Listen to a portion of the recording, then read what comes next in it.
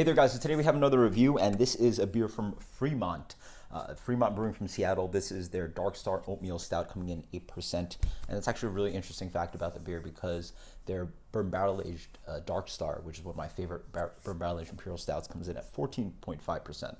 So I don't think they explained it on the website, but I suspect that it is two completely different beers because from 8% to 14%, I just can't imagine that occurring. There's only so much bourbon alcohol that can leak into the beer from bourbon barrel aging, and then there's only so much alcohol that can dry out. There's only so much liquid that can dry out of the beer while it's in the barrel.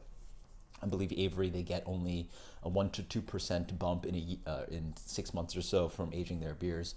Again, interestingly enough, you'd think that water and alcohol would leak out from a wet barrel, sort of just like drying out of the barrel, but at some similar kind of rate. But actually, there's an azeotropic kind of equilibrium that beer hits, and so basically, and with all kind of liquids and kind of blends of liquids. And so what happens with basically water and alcohol in beer is that it tries to hit an equilibrium of around, I believe, 90 to 10, 90% alcohol and 10% water. And so basically that's the goal, and that's what happens, or not goal, but that's the scientific fact, and that's what happens with beers in barrels, is that the the water leaves the barrel faster than alcohol. Is trying to reach an equilibrium of 90% alcohol and 10% beer. And again, if you're going to do that to this beer, it's just going to be completely boozy. You're going to lose so much of what's in the beer, the malts and the balance and the sweetness of the beer. So again, someone proved me wrong, but I'm highly suspect that they are able to put an 8% beer into a barrel and then get it to 14.5%. That's really strange. So anyway, despite that fact, Fremont's incredible, so I'm really curious to see how this base beer is, or quote-unquote base beer is. Pours out really dark, but again, 8% Imperial Stout. It's not really that huge of a beer. We see beers like 1050 around 8-9%, and then most of the Imperial Stouts that you might be familiar with are 10.5 with 1050, Founders Imperial, Stone Rush Imperial Stout. But the beer pours out really dark, actually. Nice medium brown head on that. Let's get the aroma. So certainly get the oatmeal. It's an oatmeal Imperial Stout, so you get that kind of oatmeal kind of familiar kind of aroma. Rich chocolate, a little bit of cocoa. Doesn't smell hugely robust. A little bit of caramel sweetness. Cheers.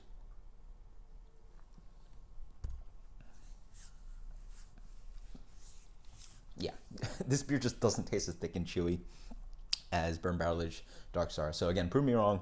I'm really excited if that's actually the case, and I really want to learn how a beer can jump from 8 to 14.5%, but it's a really nice beer. Nice oatmeal flavor up front. A nice little bit of earthy bitterness underlying it, a little bit of licorice, a nice chocolate flavor throughout, some kind of brown sugar, a little bit of caramel sweetness, nice malt richness. Yeah, it's really nice. It just tastes like a really well done oatmeal stout. Sometimes oatmeal stouts are lower ABV stouts for me just don't have that kind of richness and robustness. This jumps right in the middle, and it fits its ABV. It leans towards the robustness and bitterness of an Imperial Stout, of a true Imperial Stout at 10.5, or what I consider a true Imperial Stout at 10.5. It has that a nice kind of rich bitterness on the back end, a little bit of that kind of really dark chocolate bitterness on the back end, but up front, you get a familiar stout flavor. You get that kind of medium roast quality, a little bit of cocoa, a little bit of oatmeal coming through, hints of sweetness. It's not a huge sludgy beer. It's really well balanced. Yeah, this is something that if you're not looking for something at 10.5 and you're not looking for something at 6% for a stout, it's right in the middle.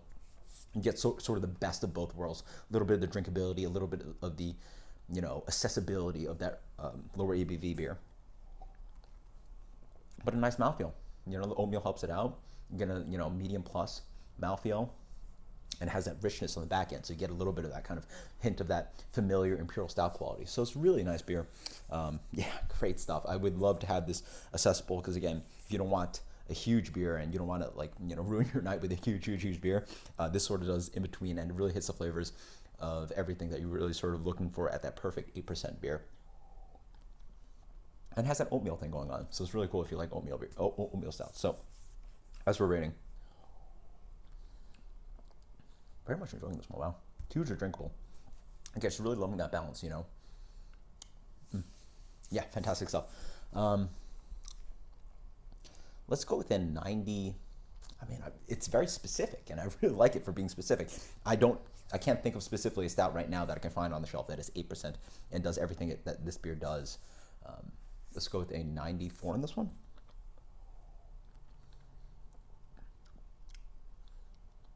Let's go with a 93 on this one. So until next time, guys, cheers.